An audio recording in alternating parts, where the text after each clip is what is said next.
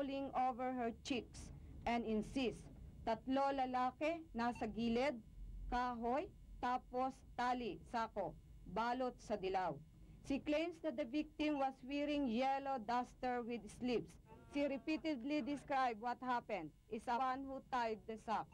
According to her, her lifeless body was found floating in the floodwater of Delpan Corner, Lavisares, and finding both accused, Henry Lagarto Ipitilla and Ernesto Cordero y Maristela,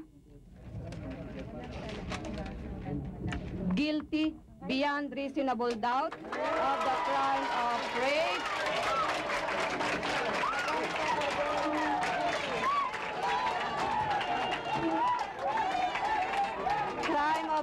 with homicide, charged in the informations of these cases, and sentencing both accused the penalty of reclusion perpetua with all the accessories provided by law, and sexual violation of 7-year-old Angel Alquesa. You don't look like that. Yeah, Kulang po yung habang buhay lang eh. Dapat po kamatayan, pinatayin nila anak ko eh. Bakit ganun? Ba't biglang ganun na? It's not fair. It's not fair. Ako ang PUI ni Angel Alquesa, brother ko. Sasabihin ko sa kanya, hindi tama yung nagbigay na rin lang siya ng decision, hindi pa yung tamang decision para doon sa mga walang yan yung binigay niya. Ang sabi po niya kasi dapat doon sa Diyos na lang. Eh, hindi naman siya Diyos eh, tao lang siya eh. Tsaka binigyan siyang karapatan na umatol ng death penalty, ba't di niya ginampanan ng tungkulin niya?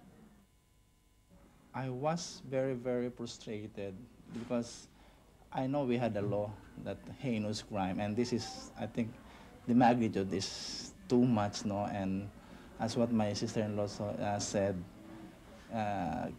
sentencing them to death, giving them the maximum penalty is not enough for the kind of crimes that they have committed against my niece.